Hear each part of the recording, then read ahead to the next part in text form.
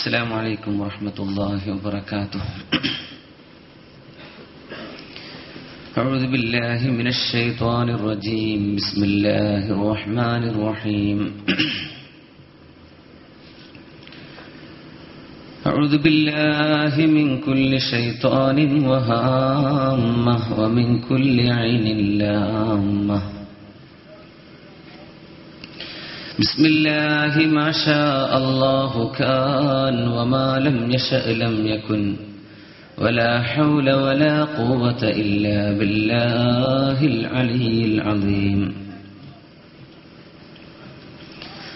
يا ربنا لك الحمد كما ينبغي لجلال وجهك وعظيم سلطانك. اللهم صل وسلم وبارك على عبدك ورسولك سيدنا وسيد الخلق أجمعين محمد صلى الله عليه وسلم وعلى آله وصحابته أجمعين.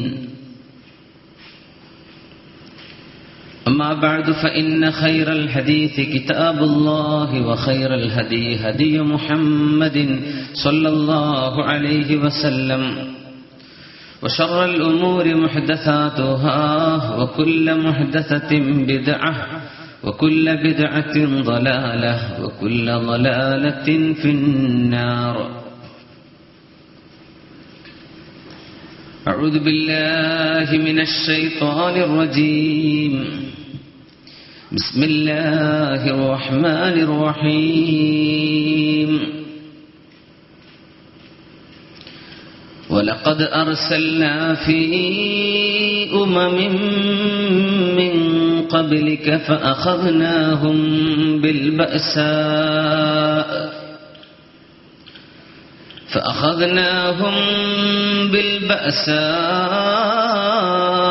والضراء لعلهم يتضرعون.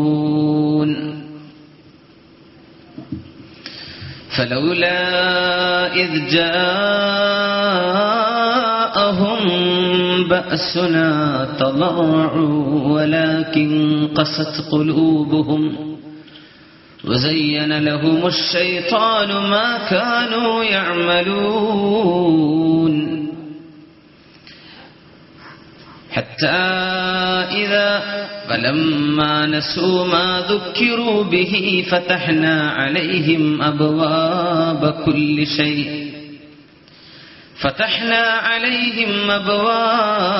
كل شيء حتى إذا فرحوا بما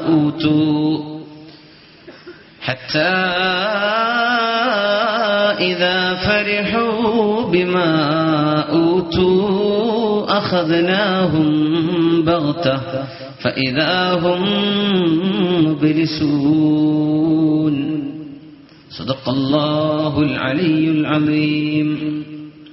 بارك الله لنا ولكم بالقرآن العظيم ونفعنا وإياكم بالآيات والذكر الحكيم. صفحہ دہر سے باطل کو مٹایا ہم نے، صفحہ دہر سے باطل کو مٹایا ہم نے، نوع انسان کو غلامی سے چھڑایا ہم نے. تیرے کعبے کو جبینوں سے بسایا ہم نے، تیرے قرآن کو سینوں سے لگایا ہم نے. دشت تو دشت ہے دریا بھی نہ چھوڑا ہم نے، دشت تو دشت ہے دریا بھی نہ چھوڑا ہم نے. بحر ظلمات میں دوڑا دیا کھوڑا ہم نے.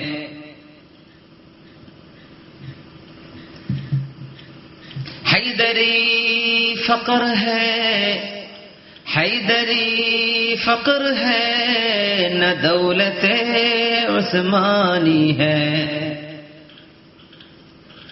تیرے آبا سے تجھے کیا نسبت روحانی ہے، थे तो वो आबा तेरे मगर तुम क्या हो, हाथ पर हाथ धरे मुंतज़िरे फरदा हो।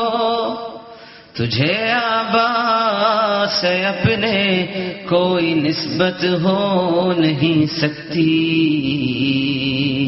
कि तू गुफ्तार वो किरदार तू साबित व सയ്യാറ। ബഹുമാന്യരായ മുഅ്മിനീങ്ങളെ,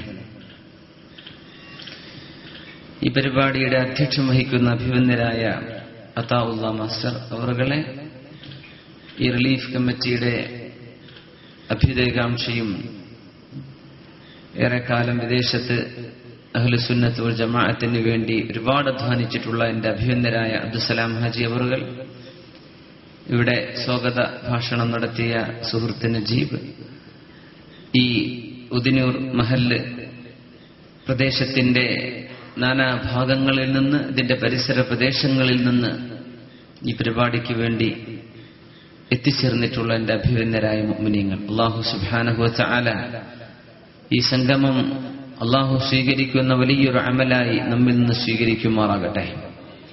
ഇത് റമദാനിന്റെ രാവുകളാണ്. പകലിൽ നോമ്പനുഷ്ഠിച്ച് തറാവീഹും കഴിഞ്ഞ് ആണ് ഇനിയൊരു സുദീർഘമായ ഒരു ഭാഷണത്തിന് ഞാൻ നിങ്ങളും ഒരുങ്ങിയിരിക്കുന്നത്. അല്ലാഹു സുബ്ഹാനഹു വ തആല ഇതൊക്കെ സ്വീകരിക്കുമെങ്കിൽ വലിയ അമലുകളാണ്. അല്ലാഹു സ്വീകരിച്ച് അനുഗ്രഹിക്കുമാറാകട്ടെ. ഇവിടെ വർഷങ്ങളായി നടന്നു വരുന്ന റിലീഫ് പ്രവർത്തനങ്ങൾ, അതിന്റെ ശൈലി എന്നെ വളരെയധികം സന്തോഷിപ്പിച്ചു എന്ന് പറയാതെ വയ്യ.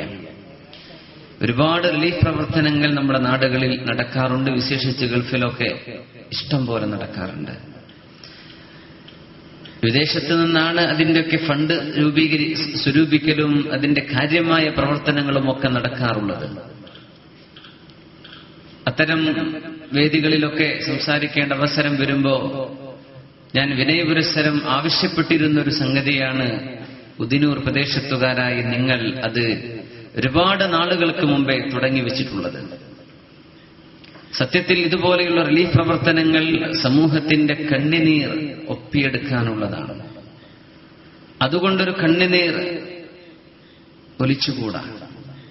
അത് പരമാവധി സ്വകാര്യമാക്കി വെക്കേണ്ടതാണ്. അതായിരുന്നു എന്റെ ഏറ്റവും കടുത്ത വാശിയേറിയ ആവശ്യം. അതാണ് നമ്മുടെ നാടുകളിൽ റിലീഫ് പ്രവർത്തനങ്ങളൊക്കെ പർവ്വതീകരിക്കുകയും അതിനെ ഫോട്ടോഗ്രാഫർമാരൊക്കെ കൊണ്ടുവന്ന് പത്രങ്ങളിലും അല്ലാതെയും ഒക്കെ പരസ്യപ്പെടുത്തി പാവപ്പെട്ട ആളുകളുടെ സ്റ്റേജിൽ വിളിച്ചു കൊണ്ടുവന്ന് അവരെ സഹായിക്കുന്നത് തീർത്തും അഭിമാനികളായ ആളുകളെ സംബന്ധിച്ചിടത്തോളം പ്രയാസകരമാണ്.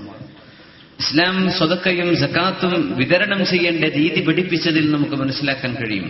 അത് സ്വകാര്യമായിരിക്കണം. അത് ആവശ്യക്കാരന്റെ വീട്ടുപടിക്കലേക്ക് എത്തിച്ചു കൊടുക്കലാണ്.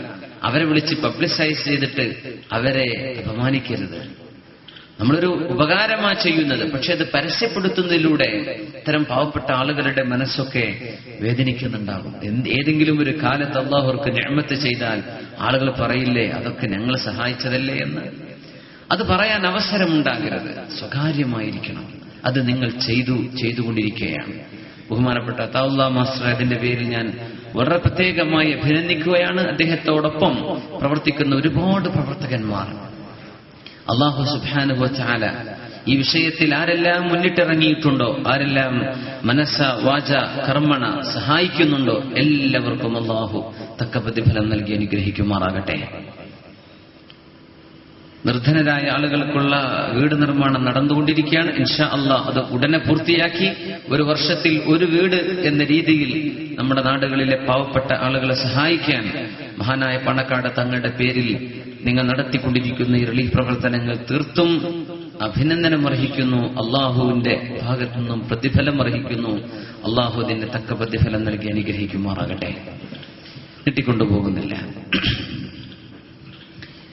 ഇസ്ലാം വിഭാവനം ചെയ്യുന്ന മാതൃകാ സമൂഹം എന്ന ഒരു വിഷയത്തെ സംബന്ധിച്ച് ചർച്ച ചെയ്യുമ്പോൾ ഒരൊറ്റ ഹദീസിന്റെ തണലിൽ ഈ മുഴുവൻ കാര്യങ്ങളും നമുക്ക് കണ്ടെത്താൻ കഴിയും.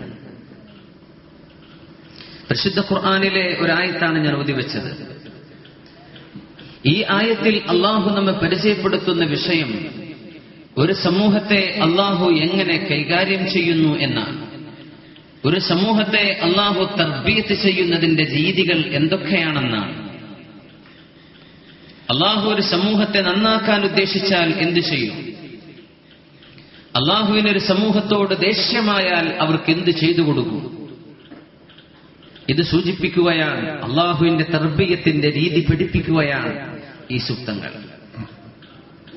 ബിസ്മില്ലാഹിർ റഹ്മാനിർ റഹീം. വലഖദ് അർസൽനാ ഫീ ഉമമിൻ മിൻ ഖബ്ലിക്. നബിയെ, അങ്ങേക്ക് മുമ്പും എത്രയോ പ്രവാചകന്മാരെ ലോകത്തേക്ക് നാം നിയോഗിച്ചിട്ടുണ്ട്. നബിയെ, അള്ളാഹു ഏകനാണെന്ന് പഠിപ്പിക്കുവാനും മരണത്തിന് ശേഷം അനന്തമായ ഒരു ലോകം ഉണ്ട് എന്ന് പറഞ്ഞു കൊടുക്കാനും 1,00,000-ലേറെ അമ്പിയാക്കന്മാർ കടന്നുപോയിട്ടുണ്ട്. നബിയെ, അങ്ങേക്ക് മുമ്പ് ഈ ദൗത്യവുമായി വന്ന ഒറ്റപ്പെട്ട ഒരാളല്ല നബിയെ, അങ്ങേക്ക് മുമ്പും പ്രവാചകന്മാർ കഴിഞ്ഞു പോയിട്ടുണ്ട്. فأخذناهم بالبأساء والضراء لعلهم يتضرعون. അങ്ങനെ സമൂഹത്തെ നന്നാക്കാൻ വേണ്ടി അമ്പിയാക്കന്മാർ രംഗപ്രവേശനം ചെയ്തപ്പോൾ فأخذناهم بالبأساء, ജനങ്ങൾക്ക് കടുത്ത പരീക്ഷണങ്ങൾ നാം നൽകിയിട്ടുണ്ട് നബിയെ. വല്ലറാഹ്, വളരെ ഭീഷണമായ പ്രയാസമേറിയ അനുഭവങ്ങൾ, കൈപ്പേറിയ അനുഭവങ്ങൾ ഒരുപാട് കൊടുത്തിട്ടുണ്ട് നബിയെ. പട്ടിണി വന്നിട്ടുണ്ട്, കുടിക്കാൻ വെള്ളമില്ലാതെ തൊണ്ട വരണ്ട ദിവസങ്ങളോളം വിശപ്പടക്കി ത്യാഗം ചെയ്യേണ്ട അവസ്ഥ അങ്ങയുടെ മുൻ സമുദായങ്ങൾക്ക് അല്ലാഹു വരുത്തിവെച്ചിട്ടുണ്ട്. സമാധാനപരമായി ജീവിച്ചുകൊണ്ടിരിക്കെ അവരുടെ ഭൂമികയിൽ ഭൂചലനങ്ങൾ ഉണ്ടായിട്ടുണ്ട് നബിയേ.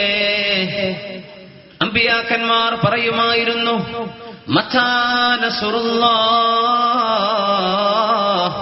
അലാ ഇന്ന നസ്റല്ലാഹി ഖരീബ്.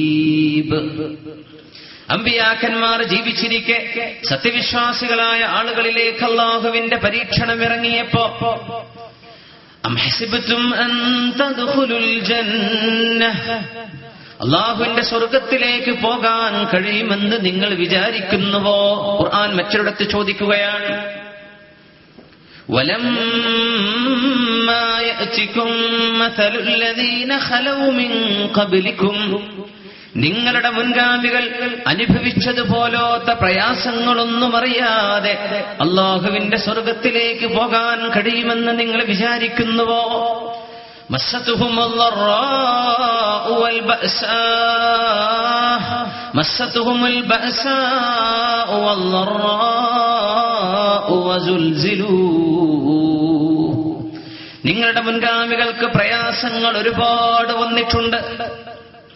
മനസ്സമാധാനമില്ലാതെ, മനസ്സുഖമില്ലാതെ, കഷ്ടപ്പാടും യാതനകളുമായി കഴിഞ്ഞുകൂടവെ വസുൽസിലൂ, അവർ നിലകൊണ്ട ഭൂമിയെ അല്ലാഹു പിടിച്ചു കുലുക്കുകയും ചെയ്തപ്പോൾ, ഹത്താ യഖൂലർ റസൂലു വല്ലദീന ആമനൂ മഅഹ്, അമ്പിയാക്കന്മാരും അവരുടെ കൂടെ നിന്ന ആളുകളും പറഞ്ഞുപോയി, മതാ നസ്റുല്ലാഹ്, അല്ലാഹുവിന്റെ സഹായം നമുക്ക് നഷ്ടപ്പെട്ടുവോ?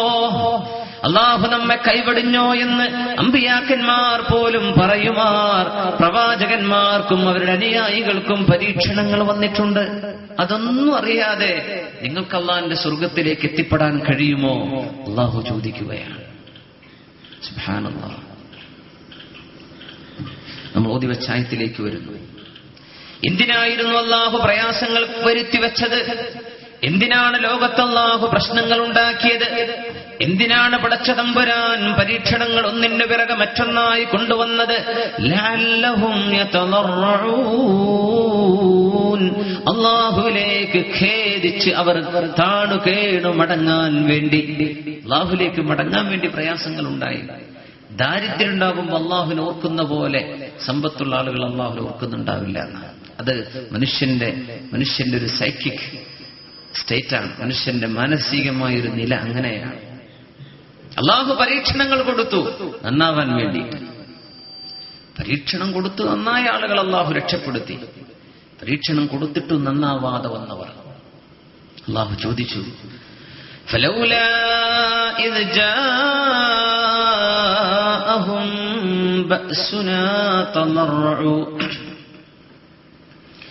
فلولا إذ جاءهم بأسنا تضرعوا നമ്മുടെ പ്രയാസങ്ങൾ വന്നപ്പോൾ, നമ്മിൽ നിന്ന് പരീക്ഷണങ്ങൾ വന്നപ്പോൾ എന്തേ അവർ അല്ലാഹുവിലേക്ക് മടങ്ങാതെ വന്നത്? وزين لهم الشيطان ما كانوا يعملون. തിന്മകൾ മുഴുവനും നിർത്തിവെച്ച് എന്തുകൊണ്ട് സമൂഹം അല്ലാഹുവിലേക്ക് തിരിച്ചു വന്നില്ല? അവർ ചെയ്തുകൊണ്ടിരുന്ന തിന്മകൾ തന്നെ ശരിയെന്ന് പിശാച് അവരോട് പറഞ്ഞുകൊണ്ടിരുന്നപ്പോൾ എന്തേ അവർ തോന്നിവാസങ്ങൾ നിർത്തിവെക്കാതിരുന്നത്? എന്തുകൊണ്ട് മദ്യപാനവും വ്യഭിചാരവും നിർത്തിയില്ല? എന്തുകൊണ്ട് കൊള്ളയും കൊള്ളിവെപ്പും നിർത്തിയില്ല? എന്തുകൊണ്ട് അനാചാരങ്ങൾ അവസാനിപ്പിച്ച് അല്ലാഹുവിലേക്ക് തിരിച്ചു വന്നില്ല?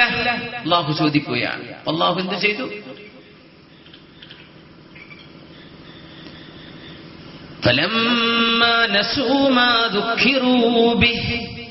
ഏതൊരു വിഷയം ഓർമ്മപ്പെടുത്താനായിരുന്നുവോ അവർക്ക് പരീക്ഷണങ്ങൾ കൊടുത്തത്, ആ വിഷയം അവർ ഓർക്കാതെ വന്നപ്പോ, പരീക്ഷണങ്ങൾ കൊടുത്തിട്ട് നന്നാകാതെ വന്നപ്പോ അല്ലാഹു എന്ത് ചെയ്തു? ഫതഹ്നാ അലൈഹിം അബ്വാബ കുല്ലി ശൈഇൻ. സർവത്തിന്റെയും കവാടങ്ങൾ മനുഷ്യന്റെ മുമ്പിൽ നാം തുറന്നു കൊടുത്തു. അല്ലാഹു പറയാണ്, എല്ലാ തിന്മയുടെയും കവാടങ്ങൾ അല്ലാഹു തുറന്നു വെച്ചു കൊടുത്തു. തിന്മകൾ ചെയ്യാൻ എല്ലാ സാഹചര്യങ്ങളും, അതിന് വണ്ടിയും കാശും സംവിധാനങ്ങളും ടെക്നോളജിയും എല്ലാം അല്ലാഹു അങ്ങോട്ട് തുറന്നു കൊടുത്തു. ഏത് എക്സ്റ്റെന്റ് വരെ മനുഷ്യൻ പോകുമെന്ന് നോക്കാൻ. ഫതഹ്നാ അലൈഹിം അബ്വാബ കുല്ലി ശൈഇൻ. എല്ലാറ്റിന്റെയും കവാടങ്ങൾ മനുഷ്യന്റെ മുമ്പിൽ അല്ലാഹു തുറന്നു കൊടുത്തു. അല്ലാഹു മുൻ സമുദായങ്ങളെ കുറിച്ച് പരിചയപ്പെടുത്തുകയാണ്. ഇത് അല്ലാഹുവിന്റെ രീതിയാണ്. എല്ലാം കൂടെ തുറന്നു വെച്ചു കൊടുത്തു. പരീക്ഷണങ്ങളെ കൊണ്ട് നന്നാകാതെ വന്നപ്പോ സർവ്വസുഖങ്ങളും. ഹത്താ ഇദാ ഫരിഹൂ ബിമാ ഊതു. അവർക്ക് നൽകപ്പെട്ടതിൽ സന്തുഷ്ടരായി, മതിമറന്ന് സന്തുഷ്ടരായി ജീവിച്ചിരിക്കെ, അഖദ്നാഹും ബഗ്തതൻ, വളരെ പെട്ടെന്ന് നാം അവരെ പിടികൂടുകയുണ്ടായി. ഫഇദാഹും മുബ്ലിസൂൻ, അവർക്ക് പിന്നെ രക്ഷപ്പെടാൻ സാധിച്ചില്ല. ഈ ഒരൊറ്റ ആയത്ത്, ഇത് മാത്രം മതി അല്ലാഹു എന്താണ് ഈ ലോകത്ത് വരുത്തിക്കൊണ്ടിരിക്കുന്നത് എന്ന് മനസ്സിലാക്കുക. ചരിത്രത്തിലൂടെ അല്ലാഹു പറഞ്ഞു തന്നിട്ടുണ്ട്, നമ്മൾ ചരിത്രം സൃഷ്ടിക്കാതിരിക്കുക. അതാണ് തിന്മയുടെ ചരിത്ര സൃഷ്ടി നമ്മിൽ നിന്നുണ്ടാകരുത്. ഇതിലേക്കുള്ള സൂചനയാണ് പരിശുദ്ധ ഖുർആൻ ഈ നൽകുന്നത്. സൗദി അറേബ്യയുടെ ഈസ്റ്റ് സൗത്തിലേക്ക് മാറിയിട്ട് UAE-യുടെയൊക്കെ സൗദിയുടെ നോർത്ത് ഈസ്റ്റിലേക്കും UAE-യുടെ സൗത്ത് ഈസ്റ്റിലേക്കും മാറിയിട്ട് പ്രവിശാലമായ ഒരു മരുഭൂമിയുണ്ട്. ആ മരുഭൂമിയുടെ പേര് ദി എൻറ്റി ക്വാർട്ടർ എന്നാണ്. റുബുൽ ഖാലി എന്ന് പറയുന്ന പ്രദേശം.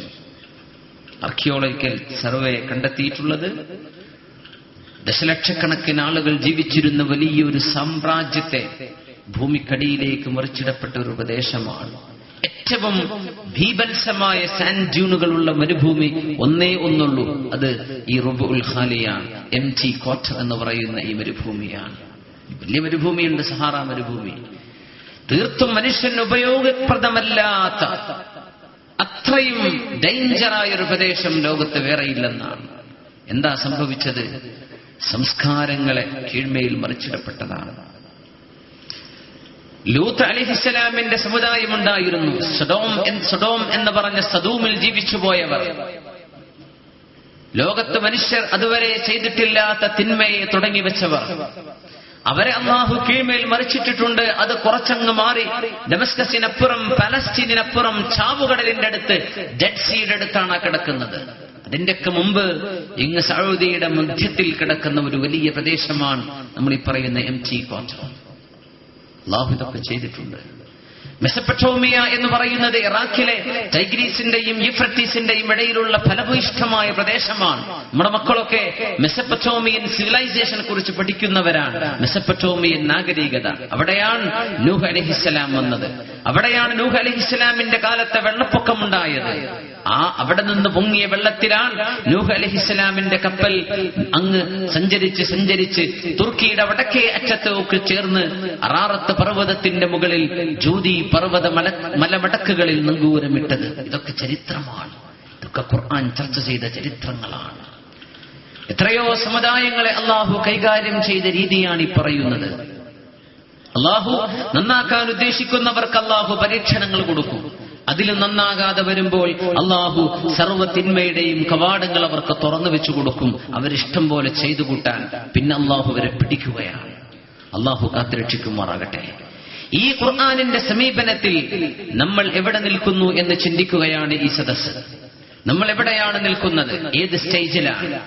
കഷ്ടപ്പാടിന്റെ കാലഘട്ടത്തിലാണോ നമ്മൾ? അതല്ല, അത് മാറിയിട്ട് തിന്മകൾ ചെയ്തുകൊണ്ടിരിക്കെ നമ്മുടെ മുമ്പിൽ തിന്മയുടെ സർവ്വവാതായനങ്ങളും അള്ളാഹു തുറന്നു വെച്ച് സമൂഹത്തെ പിടികൂടാൻ അള്ളാഹുവിന്റെ ശിക്ഷയുടെ കഠിനമായ സൂചനകൾ നൽകിക്കൊണ്ടിരിക്കുന്ന ഒരു സാഹചര്യത്തിലാണോ ആലോചിക്കുക. അള്ളാഹു സുബ്ഹാനഹു വ തആല ഈ സമൂഹത്തിന്റെ യുവതലമുറയെ അള്ളാഹു ഹിദായത്തിലേക്ക്, നന്മയിലേക്ക് നയിക്കുമാറാകട്ടെ. നമ്മളാണ് ഈ പ്രപഞ്ചത്തിന്റെ നാശം എപ്പോൾ വേണമെന്ന് നിശ്ചയിക്കുന്നത്. നമ്മളാണ് ഈ പ്രപഞ്ചത്തെ അള്ളാഹു എപ്പോൾ നശിപ്പിക്കണം എന്ന് അള്ളാഹുവിന്റെ മുഅല്ലഖായ ഒരു തീരുമാനത്തിന്റെ കാരണങ്ങൾ സൃഷ്ടിക്കുന്നത് നമ്മളാണ്. പറഞ്ഞു വരുന്നത്, അന്ത്യനാൾ സംഭവിക്കേണ്ടത് എപ്പോൾ സംഭവിക്കുമെന്ന് പരിശുദ്ധ റസൂൽ സ്വല്ലല്ലാഹു അലൈഹി വസല്ലമ തങ്ങൾ ദീർഘദർശനം ചെയ്തു പറഞ്ഞു. അത് മുസ്ലിം ഉമ്മത്തിന്റെ സംസ്കാരവുമായി ബന്ധപ്പെട്ട് കിടക്കുകയാണ്.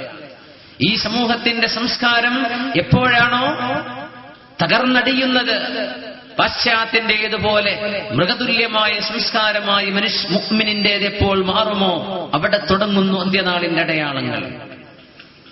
റസൂലുള്ളാഹി സ്വല്ലല്ലാഹു അലൈഹി വസല്ലം പറയുമായിരുന്നു, ലാ തഖൂമുസ് സാഅതു ഇല്ലാ അലാ ശിറാരിൽ ഖൽഖ്. അല്ലാഹുവിന്റെ സൃഷ്ടികളിൽ ഏറ്റവും മോശപ്പെട്ടവർ മാത്രം ജീവിച്ചിരിക്കുന്ന സമൂഹത്തിലെ അന്ത്യനാൾ സംഭവിക്കുകയുള്ളൂ എന്ന് നബിയുനാ റസൂലുള്ളാഹി സ്വല്ലല്ലാഹു അലൈഹി വസല്ലം. ഏറ്റവും മോശപ്പെട്ടവർ മാത്രം ജീവിച്ചിരിക്കുന്ന ഒരു ഘട്ടത്തിലാണ് ഈ പ്രപഞ്ചത്തിന്റെ സർവമാന സംവിധാനങ്ങളെയും അല്ലാഹു തകർത്തടിയുകയും തകർത്ത് തരിപ്പണമാക്കി ആകാശം പൊട്ടിപ്പിളരുമ്പോൾ എന്ന് അല്ലാഹു പറയുന്നത്. കടലുകൾ കരകവിഞ്ഞൊഴുകുമെന്ന് പറയുന്നത്. കടലുകൾ കത്തിക്കപ്പെടുമെന്ന് പറയുന്നത്. ഭീമാകാരങ്ങളായ ഗോള സമൂഹങ്ങൾ, താരകങ്ങളെ അല്ലാഹു ഉതിർത്തി വീഴ്ത്തുന്നത് എല്ലാം ഭൂമിയിൽ ജീവിക്കുന്ന മുഅ്മിനായ മനുഷ്യൻ, മുസ്ലിം ഉമ്മത്തിന്റെ സംസ്കാരം മാറുമ്പോഴാണ്, അവർ അല്ലാഹുവിൽ നിന്ന് അകലുമ്പോഴാണെന്ന് അഷ്റഫുൽ ഖൽഖ് റസൂലുള്ളാഹി സ്വല്ലല്ലാഹു അലൈഹി വസല്ലം. അലം നജ്അലിൽ അർള മിഹാദാ വൽ ജിബാല ഔതാദാ. അലം നജ്അലിൽ അർള മിഹാദ. ഈ ഭൂമിയെ നിങ്ങൾക്ക് നാം തൊട്ടില് പോലെ മനോഹരമായി സംവിധാനിച്ചില്ലയോ? അല്ലാഹു ചോദിക്കുകയാണ്. എന്താ ഈ തൊട്ടിലെന്ന് പറഞ്ഞാൽ? ഒരു കുട്ടിയെ സംബന്ധിച്ചിടത്തോളം മനോഹരമായി കുഞ്ഞിനെ ഉറങ്ങാൻ ഇടം നൽകുന്ന, അവസരം നൽകുന്ന വേദിയാണ് തൊട്ടില്. മിഹാദ്, ക്രാഡിൽ, കുട്ടിയുടെ മടിത്തട്ടില് പോലെ ഈ ഭൂമി അല്ലാഹു നിങ്ങൾക്ക് സംവിധാനിച്ചില്ലയോ? വൽ ജിബാല ഔതാദ. പർവ്വതങ്ങളെ നിങ്ങൾക്ക് നാം സ്ഥായിയായി ഭൂമിയെ ചാഞ്ചാടാതെ നിലനിർത്താനുള്ള ഭൂമിക്ക് മേൽ ആണിയടിച്ചതുപോലെ പർവ്വതങ്ങളെ സ്ഥാപിച്ചു തന്നില്ലയോ? പിന്നെ എന്തേ ഇവിടെ ഭൂചലനങ്ങൾ ഉണ്ടാകുന്നത്? പിന്നെ എന്തേ ഇവിടെ സുനാമികൾ ഉണ്ടാകുന്നത്? പിന്നെ എന്തേ ഇവിടെ ഭൂവൽക്കങ്ങൾ ഉണ്ടാകുന്നത്? എന്തേ പിന്നെ ഇവിടെ അഗ്നിസ്ഫോടനങ്ങൾ ഉണ്ടാകുന്നത്? എന്തുകൊണ്ട് പിന്നെ കൊടുങ്കാറ്റുകളും പ്രളയങ്ങളും ഉണ്ടാകുന്ന ചോദ്യചിഹ്നമാണ്. ളഹറൽ ഫസാദു ഫിൽ ബർരി വൽ ബഹ്രി ബിമാ കസബത് ഐദിൻ നാസ്. മനുഷ്യൻ ചെയ്ത തിന്മകൾ കൊണ്ട് കരയിലും ഭൂമിയിലും നാശം വന്നിരിക്കുന്നു എന്ന് പരിശുദ്ധ ഖുർആൻ. എപ്പോഴാ നാശമുണ്ടായത്? മനുഷ്യൻ തിന്മ ചെയ്തപ്പോ. ലോകത്തെ ടെക്നോളജി ഏറ്റവും കൂടുതൽ ലോകത്തിന് സമ്മാനിച്ച രാജ്യമാണ് ജപ്പാൻ. ജപ്പാൻകാരനെ പോലെ ടെക്നോളജി കൈകാര്യം ചെയ്യാൻ കഴിയുന്ന സയന്റിസ്റ്റുകളില്ല. സുബ്ഹാനല്ലാഹ്. സുനാമി പോലെയുള്ള നാച്ചുറൽ കലാമിറ്റീസ്, ഭൗമികപരമായ അപകടങ്ങൾ അതിജീവിക്കാനുള്ള സെറ്റപ്പുകൾ ജപ്പാൻകാരന്റെ നാട്ടിലെ വീടുകൾക്കുണ്ട്. സുനാമി റെസിസ്റ്റന്റുകളായ സംവിധാനങ്ങൾ അവരുടെ കരയിലുണ്ട്, കടലിലുണ്ട്. എന്നിട്ടെന്തേ അല്ലാഹുവിന്റെ കടലങ്ങ് ക്ഷോഭിച്ചപ്പോ ജപ്പാനുകാരൻ ഒന്നും ചെയ്യാൻ കഴിഞ്ഞില്ല. ഇതൊരു സൂചനയാണ്.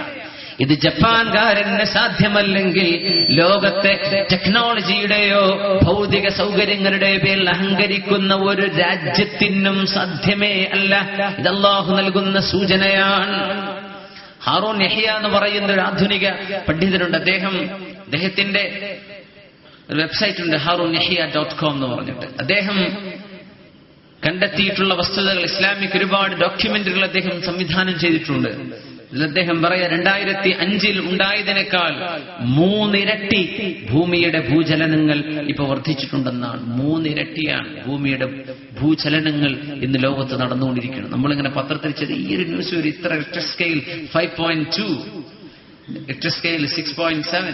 എന്താണ് ഈ പറയുന്നത്? ആൾനാശമില്ലെങ്കിൽ അതൊരു വാർത്തയല്ല. ചലിച്ചുകൊണ്ടിരിക്കുകയാണ്. അനക്കം തുടങ്ങിയിട്ടുണ്ട്. അനക്കം തുടങ്ങിക്കഴിഞ്ഞു. ഭൂമിയുടെ സർവഭാഗങ്ങളിലും അനക്കം തുടങ്ങി. ഇത് ബുദ്ധിയുള്ള മനുഷ്യന് കണ്ടില്ലെന്ന് നടിക്കാൻ കഴിയില്ല. ഭൂമിയുടെ ടെക്ടോണിക് പ്ലേറ്റുകൾ അനങ്ങുകയാണെന്ന് ശാസ്ത്രകാരന്മാർ, സയന്റിസ്റ്റ് പറയുന്ന ഭൂചലനം എന്തുകൊണ്ട് പ്രവചിക്കാനോ അതിജീവിക്കാനോ മനുഷ്യന് സാധ്യമല്ല തന്നെ.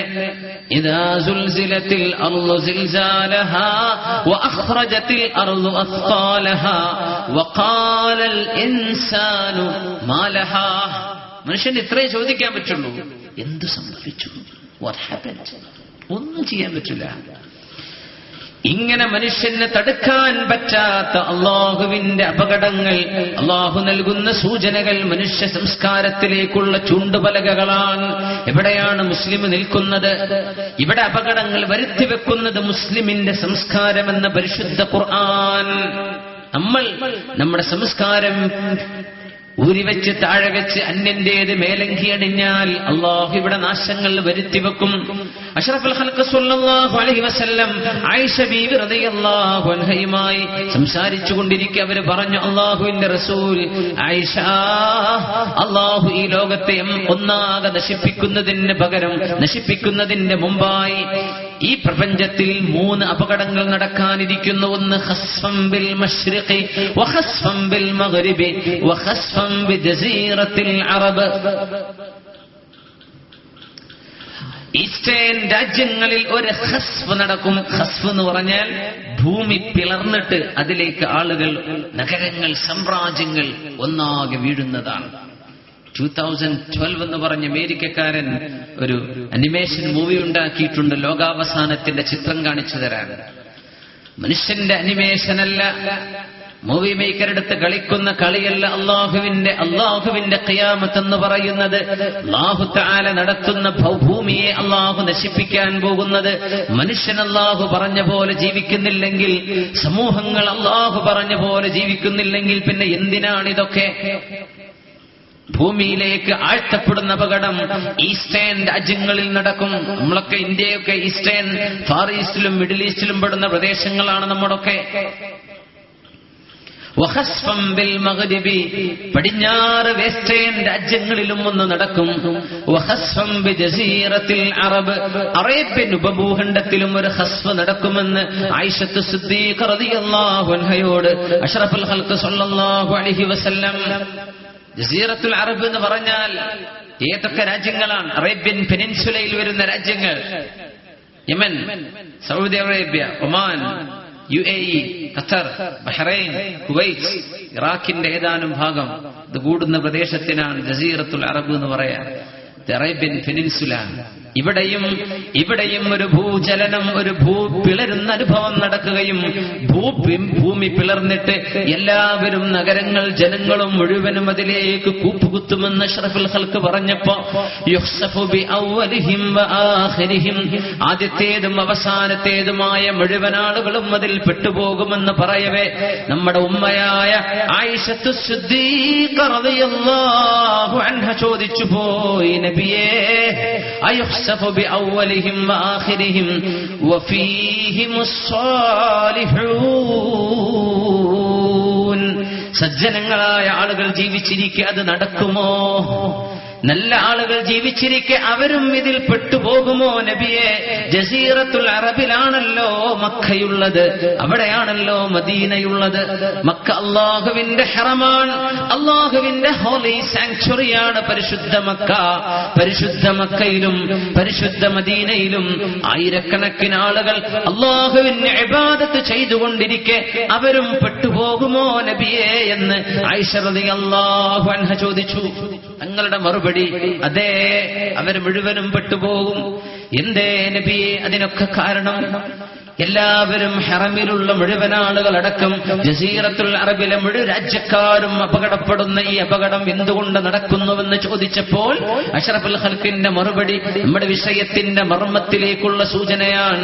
ഇദാ ഫശാ ഫീഹിമുൽ ഖുബുസ്, എന്റെ സമുദായങ്ങൾ, എന്റെ സമൂഹത്തിൽ വ്യഭിചാരം വർദ്ധിച്ചു പോയാൽ അല്ലാഹു ഇങ്ങനെ നടത്തുമെന്ന് അഷ്റഫുൽ ഖൽഖ് റസൂലുള്ളാഹി സ്വല്ലല്ലാഹു അലൈഹി വസല്ലം.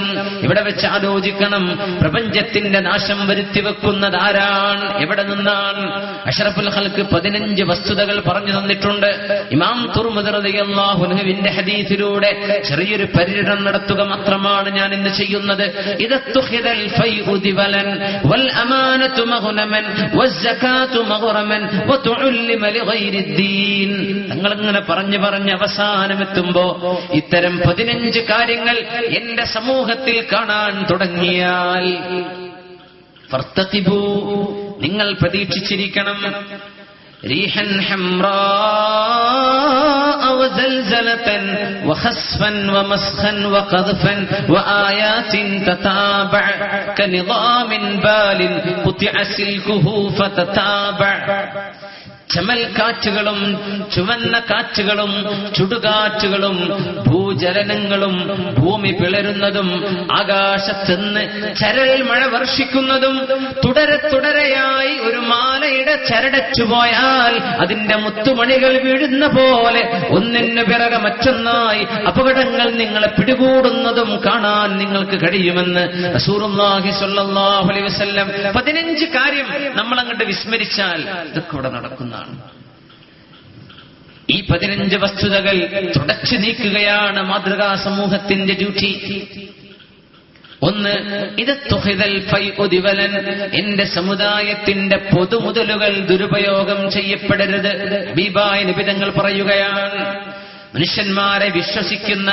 മനുഷ്യന്മാരെ വിശ്വസിച്ച് കൈപ്പറ്റുന്ന അവരുടെ സമ്പത്ത്, അത് ബിസിനസ്സിനാവട്ടെ അല്ലാത്തതിനാകട്ടെ, ഏത് പേരിലായാലും, പള്ളിയുടെയോ മദ്രസയുടെയോ സ്ഥാപനത്തിന്റെയോ പ്രസ്ഥാനത്തിന്റെയോ എന്തിന്റെ പേരിലാകട്ടെ, അള്ളാഹുവിന്റെ മുഅ്മിനീങ്ങളുടെ കൈകളിൽ നിന്ന് വാങ്ങിക്കൂട്ടിയിട്ട് വഞ്ചന ചെയ്യുന്നൊരു സാഹചര്യം എന്റെ ഉമ്മത്തിൽ വന്നാൽ, വഞ്ചനകളുടെ, ഫ്രോഡുകളുടെ ഒരുപാട് കഥകളാണ് നമ്മൾ കണ്ടുകൊണ്ടിരിക്കുക. എല്ലാം ഫ്രോഡ്.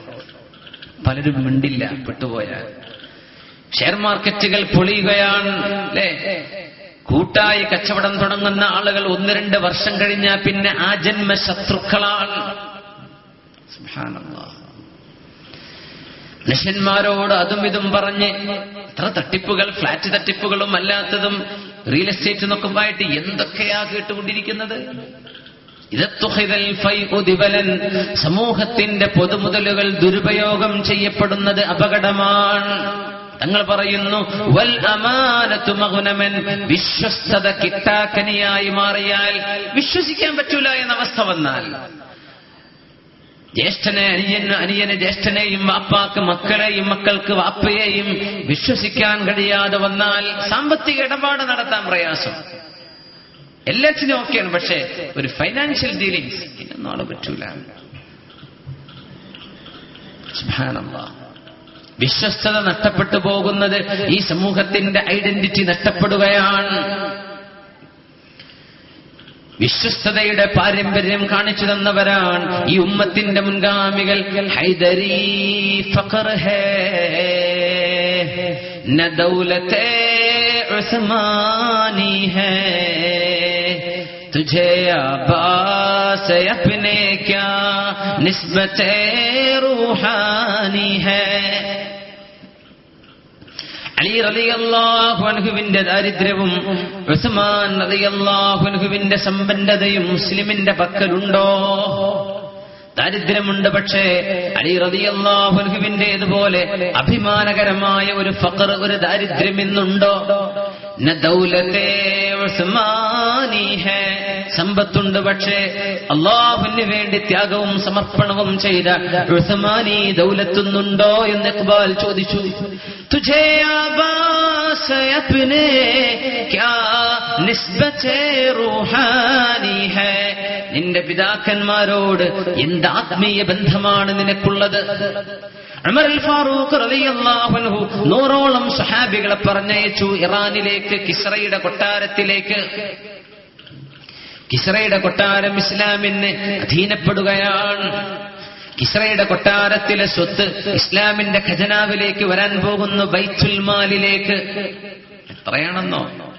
ക്ഷേത്രം തുറന്നു നോക്കിയപ്പോ കണ്ടതുപോലൊന്നുമല്ല. കിസ്റ രാജാവിന്റെ കൊട്ടാരത്തിൽ എന്നൊരു ഏക ഒറ്റ കാർപ്പറ്റുണ്ട്, സിംഗിൾ, ഏറ്റവും വലിയ ഒറ്റ കാർപ്പറ്റ്. ഇന്നത് അബുദാബിയിലെ ഷെയ്ഖ് സായിദ് ഗ്രാൻഡ് മോസ്കിലാണ് അല്ലെ. അത് ഇറാൻകാരൻ കൊണ്ടുവന്നതാണ്, ഇറാനിൽ നിന്ന് പണി കഴിപ്പിച്ചു കൊണ്ടുവന്നതാണ്. കിസ്റയുടെ കൊട്ടാരത്തിലുണ്ടൊരു വലിയൊരു കാർപ്പറ്റ്. ഇത് നടക്കുന്നത് ഉമർ അൽ ഫാറൂഖ് റളിയല്ലാഹു അൻഹുവിന്റെ കാലം. സാധാരണ കാർപ്പറ്റല്ല. ആ കാർപ്പറ്റ് ഉണ്ടാക്കാൻ കിസ്റ പറഞ്ഞത്, എനിക്കിവിടെ വസന്തം പൂത്തു നിൽക്കുന്നത് കാണണം എന്ന് പറഞ്ഞപ്പോഴാണ്. വസന്തകാലം പോലെ തോന്നുന്ന വിശാലമായൊരു കാർപ്പറ്റ്.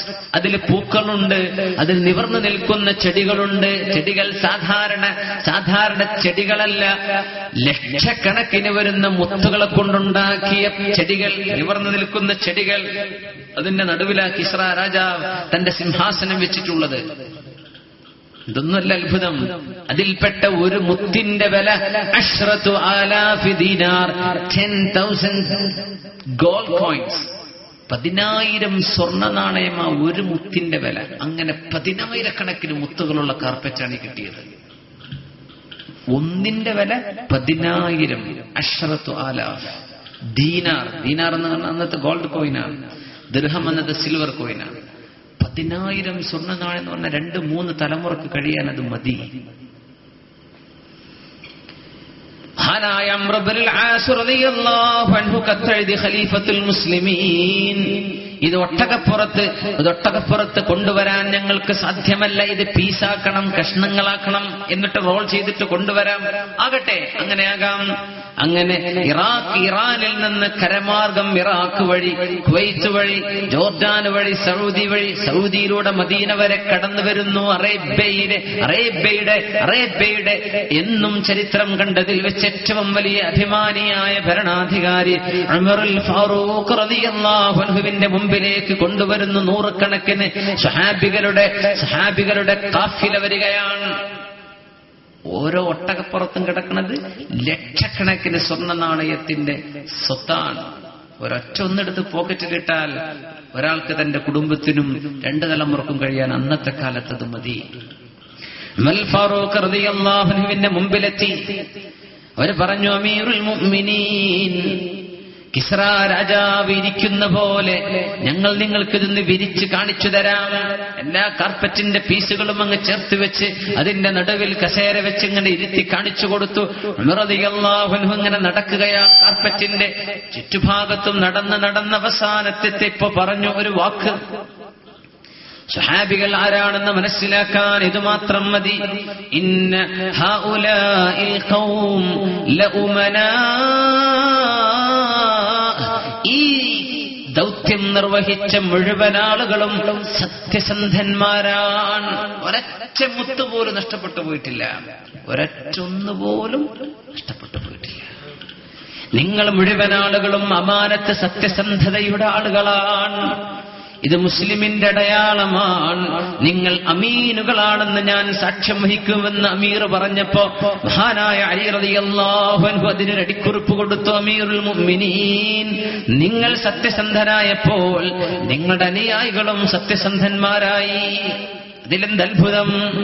ഉമർ ഫാറൂഖ് റളിയല്ലാഹു അൻഹു സാക്ഷ്യം നിന്നത് 100 സ്വഹാബികൾ ലക്ഷക്കണക്കിന് മുത്തുകളെ കൊണ്ടുവന്നു കിസ്രയുടെ കൊട്ടാരത്തിൽ നിന്ന് ഷിറാസിൽ നിന്ന് മദീനയിലേക്ക്. സുബ്ഹാനല്ലാഹ്. വൽ അമാനത്തു മഗ്നമൻ, സത്യസന്ധത കിട്ടാക്കനിയായി മാറി.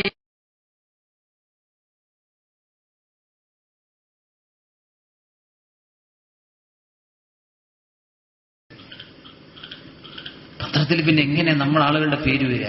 എങ്ങനെയാ പിന്നെ റഹീമും സലാമും ഒക്കെ തട്ടിക്കൊണ്ടുപോകലും തട്ടിപ്പറിയിലും അന്തർസംസ്ഥാന മോഷണ സംഘം പിടിയിൽ എന്നൊക്കെ പറയും. പിന്നെയും കാണാം അതന്നെ, പിന്നെയും കാണാം ആ വാർത്ത. അപ്പൊ എത്ര സംഘാരി ഉള്ളത് എന്ന് അല്ലാഹു അലം. എല്ലാത്തിനും കാണാം നമ്മുടെ ആൾക്കാർ. റബ്ബേ, വൽ അമാനത്തു മഗ്നമൻ, ഇത് മുസ്ലിമിന്റെ ഐഡന്റിറ്റിയാണ്.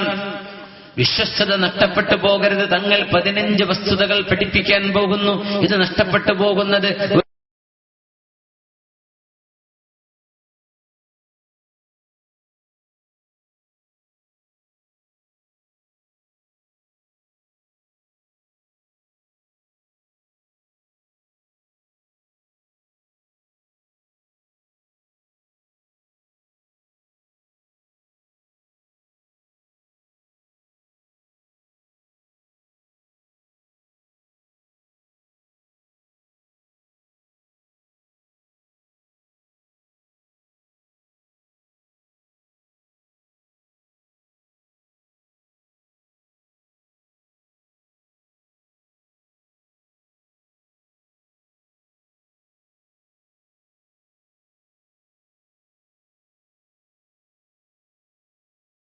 ുണ്ട്. ഇതൊക്കെ മുതിർന്നു വീഴുന്നതാ ഖിയാമത്ത്. നമ്മുടെ കുട്ടികൾക്ക് മനസ്സിലാക്കാൻ തന്നെ ബില്യൺ കണക്ക് പറയാം. 1 ബില്യൺ സ്റ്റാർസ് കൂടുമ്പോൾ ഒരു ഗാലക്സി ആകുന്നു. 1 ബില്യൺ സ്റ്റാർസ്. 10 ലക്ഷം ഉണ്ടാകുമ്പോഴാണ് ഒരു ബില്യൺ ആവുക, അല്ലേ? അല്ല, ഒരു ബില്യൺ 100 മില്യൺ ആകുമ്പോൾ ഒരു ബില്യൺ ആകുന്നു. സുബ്ഹാനല്ലാഹ്.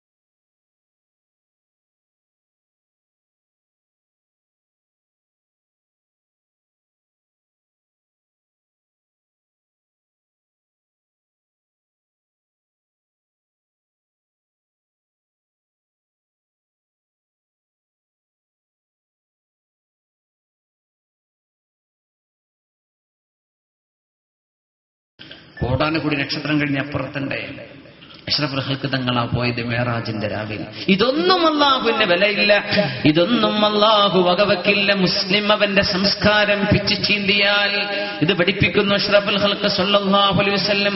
അതിന്റെ ചരിത്ര സാക്ഷ്യമാണ് ഖുർആൻ. ഒരുപാട് സമുദായങ്ങളെ അനുസ്മരിച്ചത് ഖുർആനിലൂടെ.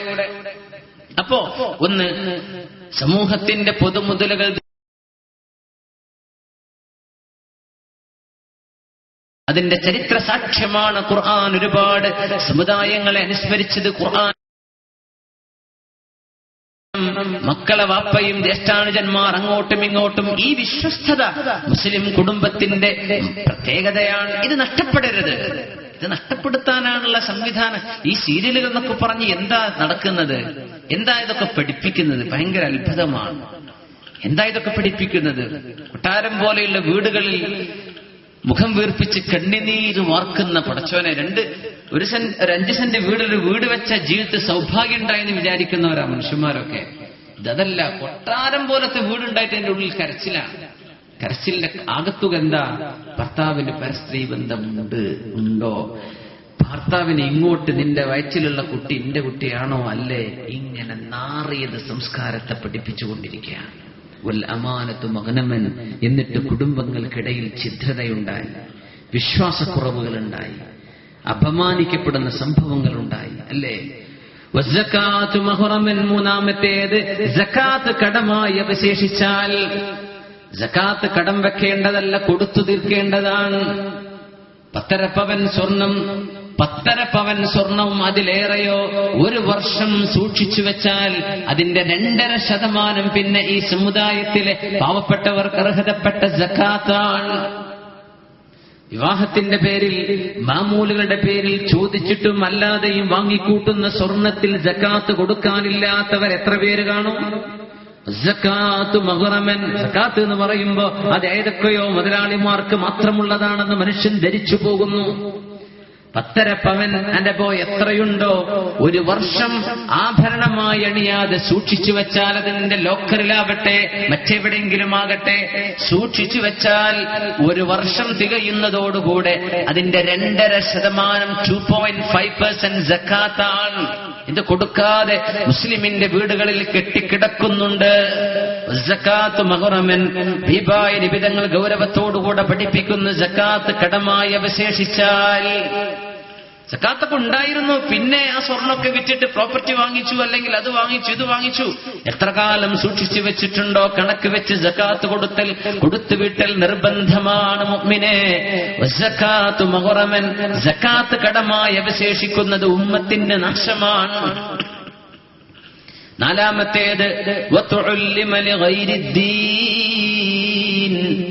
മതവിദ്യാഭ്യാസം അള്ളാഹുവിന് വേണ്ടിയല്ലാതെ ആയിത്തീരുമ്പോ, മതവിദ്യാഭ്യാസം അള്ളാഹുവിനെ സംബന്ധിച്ച് പഠിക്കുന്നത്, ആഖിറത്തെ സംബന്ധിച്ച് പഠിക്കുന്നത് ദുനിയാവിനെ വിലപേശാൻ വേണ്ടിയാകുമ്പോ, അല്ലേ? ദീന് പഠിക്കുന്നതും ഹദീസ് ഓതുന്നതും ഖുർആൻ ഓതുന്നതും അവരവൻ ചെയ്യുന്ന തോന്നിവാസങ്ങളെ ന്യായീകരിക്കാൻ വേണ്ടിയാകുമ്പോ, ഇതാണ് തുഉല്ലിമ ലിഗൈരിദ്ദീൻ. തോന്നിവാസങ്ങളും വേണ്ടാത്തരങ്ങളും സമൂഹത്തിന്റെ മേൽ അടിച്ചേൽപ്പിക്കാൻ മുഴക്കിന് മുഴമായിട്ട് ഹദീസുകൾ ഓതിയിട്ട് സമൂഹത്തിൽ ഫിത്നയും ഫസാദും ഉണ്ടാക്കുന്ന ഇൽമ് അല്ലാഹുവിന് ആവശ്യമില്ല. വതുഉല്ലിമ ലിഗൈരിദ്ദീൻ, അള്ളാഹുവിന്റെ പ്രീതിക്ക് വേണ്ടിയല്ലാതെ മതവിദ്യാഭ്യാസം നേടുന്നത് അപകടമാണ്. ഒരർത്ഥം അതാണ്. മറ്റൊരർത്ഥം വതുഉല്ലിമ, മക്കളെ പഠിപ്പിക്കപ്പെടുന്നുണ്ട്, മക്കൾക്ക് വിദ്യാഭ്യാസം നൽകപ്പെടുന്നുണ്ട്. പക്ഷേ ലിഗൈരിദ്ദീൻ, നോൺ റിലീജിയസ് ആയിട്ടുള്ള വിഷയങ്ങൾ മാത്രമേ പഠിപ്പിക്കുന്നു. മക്കളെ പ്രൊഫഷണൽ കോഴ്സുകളൊക്കെ പറഞ്ഞയക്കാനാണ് എല്ലാവർക്കും താല്പര്യം. +2 കഴിഞ്ഞാൽ പിന്നെ മകന് പിന്നെ എങ്ങനെ ഒരു നല്ല ഹൈ പ്രൊഫഷണലായി തീർക്കാൻ പറ്റും? ആയിക്കോട്ടെ, കുഴപ്പമില്ല, അവർക്ക് ദീന് കൊടുക്കണം, മതവിദ്യാഭ്യാസം കൂടെ കൊടുക്കാൻ സാധിക്കണം. ഇന്നത്തെ ഏറ്റവും വലിയ ചലഞ്ച്, നമ്മുടെ മുമ്പിലിരിക്കുന്ന ഏറ്റവും വലിയ വെല്ലുവിളി, ദീനീ സ്ഥാപനങ്ങളിലേക്ക് മക്കളെ കിട്ടാനില്ല, പഠിക്കാൻ ആളുകളില്ല. സുബ്ഹാനല്ലാഹ്. പ്രൊഫഷണൽ കോഴ്സുകളിലേക്ക് ലക്ഷങ്ങൾ കെട്ടിവെച്ചു പോകാൻ ഒരുക്കമാണ്. ഒന്നും വേണ്ട, ഞങ്ങൾ അന്നം കൊടുക്കാം, ഭക്ഷണം കൊടുക്കാം, മക്കളെന്ന് പറഞ്ഞയച്ചാൽ മതി, അങ്ങോട്ട് ആളെ കിട്ടാനില്ല. എന്തൊരു പാരഡോക്സ്! സുബ്ഹാനല്ലാഹ്, എന്തൊരു വൈപരീത്യം! എമ്പാടും വിദ്യാഭ്യാസമുണ്ട്, പക്ഷേ ദീന് മാത്രം കൊടുക്കണില്ല, ബാക്കിയൊക്കെ കൊടുക്കുന്നുണ്ട്. എന്റെ മുഅ്മിനീങ്ങൾ അറിയണം, അഷ്റഫുൽ ഖൽഖ് തങ്ങൾ പറയുന്ന ഇനി പറയാൻ പോകുന്ന അടയാളങ്ങൾ ദീനിന്റെ വിദ്യാഭ്യാസവുമായി ബന്ധപ്പെട്ട് കിടക്കുന്നു. അതുള്ള ആളുകൾക്ക് ഇത് മറികടക്കാൻ കഴിയൂ. സകാത്തിനെ കുറിച്ച് പറഞ്ഞു, അമാനത്തിനെ കുറിച്ച് പറഞ്ഞു, പൊതുമുതൽ, മതവിദ്യാഭ്യാസം. ഇനി തങ്ങൾ പറയുന്നു അഞ്ചാമത്തെ വിഷയം,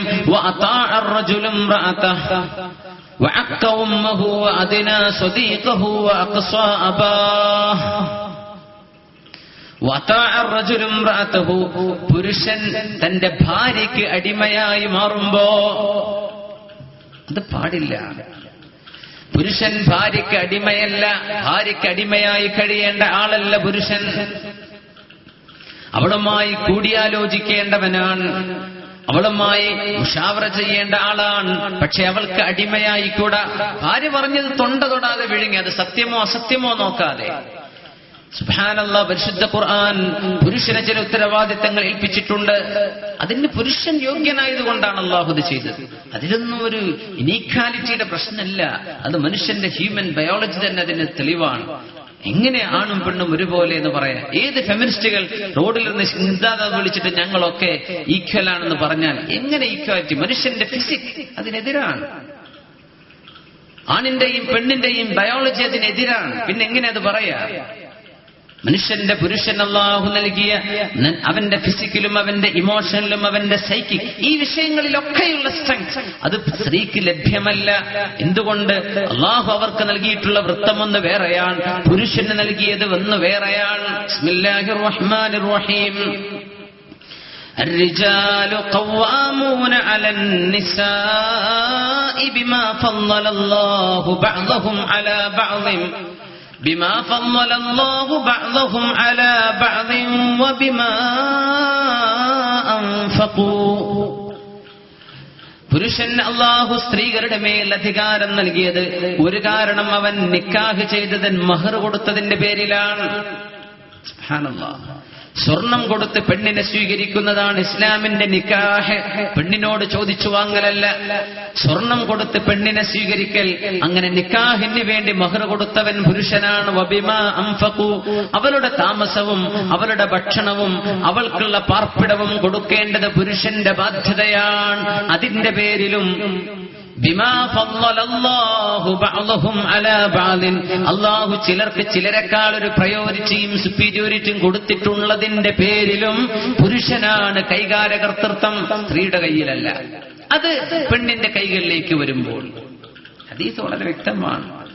ലൻ യുഫ്ലിഹ ഖൗമുൻ, ഒരു സമൂഹത്തിന് വിജയം വരികയില്ല. വല്ലൗ അംറഹും ഇംറഅ, അവരുടെ കാര്യം ഒരു പെണ്ണിനെ ഏൽപ്പിച്ചാൽ ആ സമൂഹത്തിന് വിജയം വരികയില്ലെന്ന് ഹദീസുണ്ട്. നബിയുനാ റസൂലുള്ളാഹി സ്വല്ലല്ലാഹു അലൈഹി വസല്ലം. ഒരു സഹോദരിമാർ വ്യാകുലപ്പെടേണ്ട കാര്യമില്ല.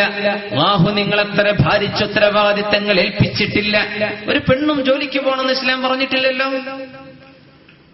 എങ്ങാനും ഒരു സാഹചര്യം അങ്ങനെയായി, ഭർത്താവ് പാരലൈസ് ആയിപ്പോയി, ഭർത്താവിന് ഒരു ജോലിയും എടുക്കാൻ പറ്റാതെയായിപ്പോയി, ഇങ്ങനത്തെ സാഹചര്യത്തിൽ അല്ലാഹു അനുവദിച്ച രീതിയിൽ അവൾക്ക് ജോലിക്ക് പോകാമെന്നല്ലാതെ ഭർത്താവ് വീട്ടിലിരുന്ന് ഭാര്യയോട് നീ ജോലിക്ക് പോയിട്ട് അധ്വാനിച്ചു കൊണ്ടുവാ എന്ന് പറയാൻ പുരുഷന് പാടുള്ളതല്ലെന്ന് പറയുന്ന മതം അല്ലാഹുവിന്റെ ദീനുൽ ഇസ്ലാം മാത്രമാണ്. ഇത് പറഞ്ഞിട്ടുള്ള മതമാണ് ഇസ്ലാം.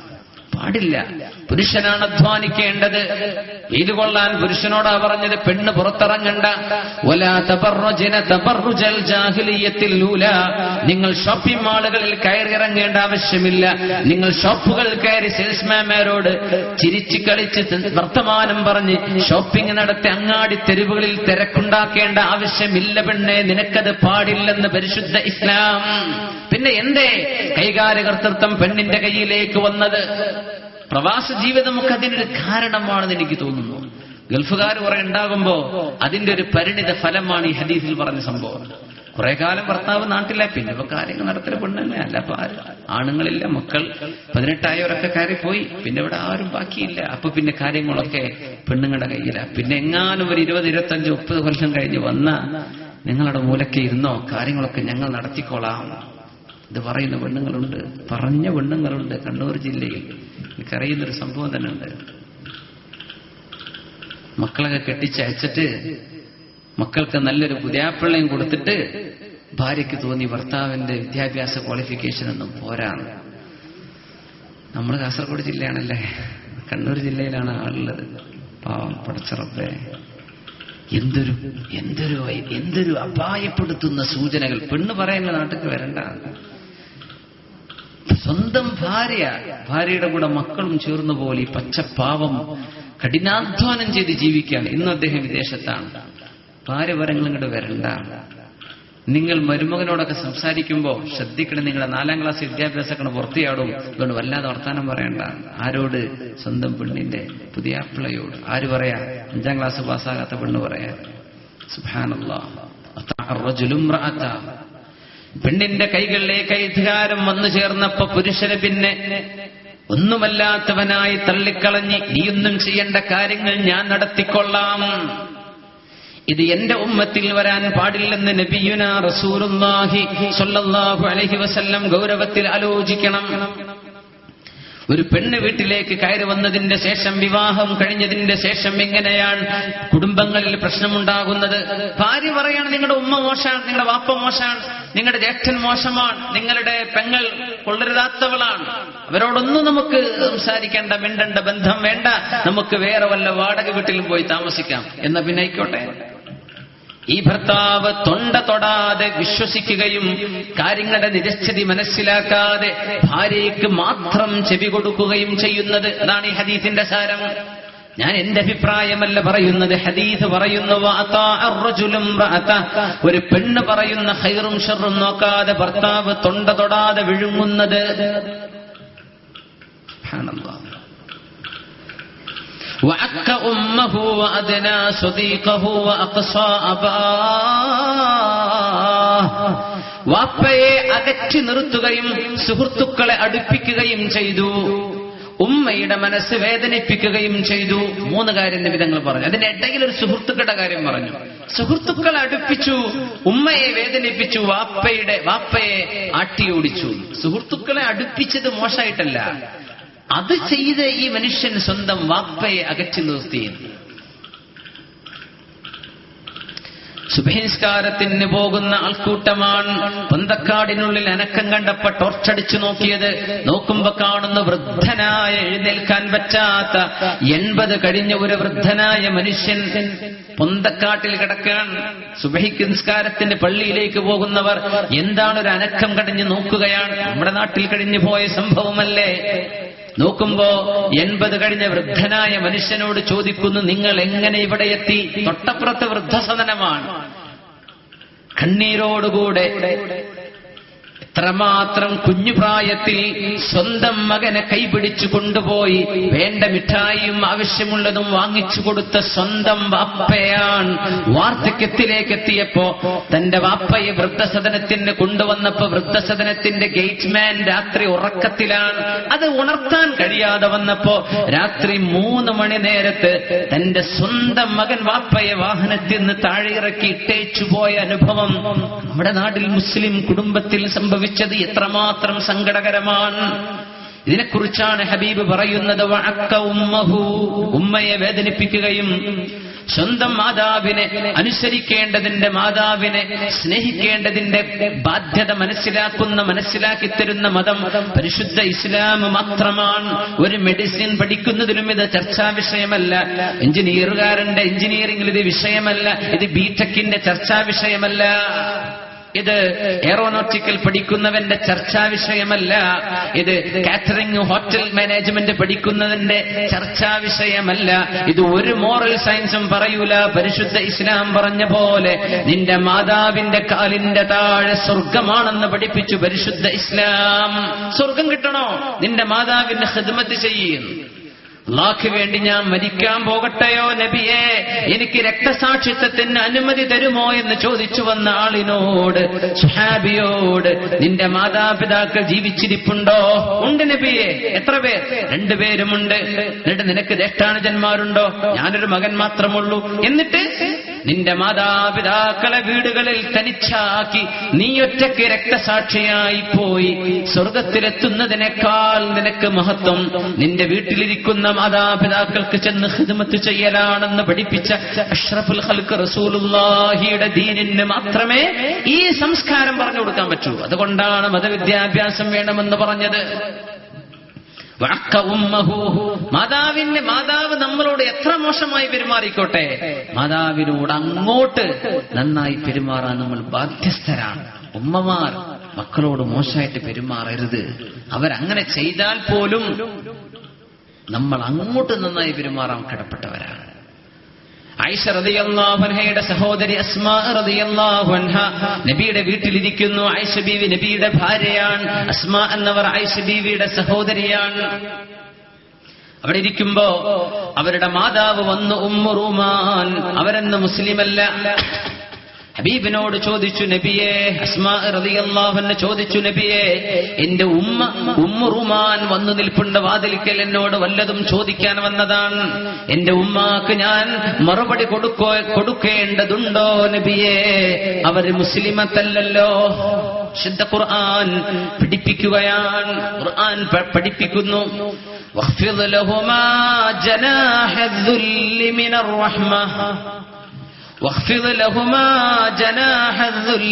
റഹ്മ മനുഷ്യ, നിന്റെ കാരുണ്യത്തിന്റെ താഴ്മയുടെ എളിമയുടെ ചിറകുകൾ നിന്റെ മാതാപിതാക്കൾക്ക് നീ താഴ്ത്തിക്കൊടുക്കണം. വഖുൽ, നീ പറയുകയും വേണം, വഖുർ റബ്ബിർഹംഹുമാ കമാ റബ്ബയാനി സഗീറാ. അല്ലാഹുവേ, കൊച്ചു കുഞ്ഞായിരുന്നപ്പോ, എനിക്ക് സ്വന്തമായിട്ട് ഒന്നിനും കഴിയാതിരുന്നപ്പോ എന്നോട് കാരുണ്യം കാണിച്ച പോലെ എന്റെ മാതാപിതാക്കൾക്ക് കരുണ ചെയ്യ് റബ്ബേ എന്ന് മനുഷ്യൻ പ്രാർത്ഥിക്കണമെന്ന് ശുദ്ധ ഖുർആൻ. ഖുർആനിന്റെ അംറ വുജൂബിനാണ്, നിർബന്ധാണെന്ന് അങ്ങനെ ദുആരക്കൽ. എന്റെ മാതാപിതാക്കൾക്ക് റഹ്മത്ത് ചെയ്യ് റബ്ബേ എന്ന്. എന്റെ കാരണം അവർ ചെറുപ്പത്തിൽ എന്നോട് റഹ്മത്ത് ചെയ്തവരാണ്.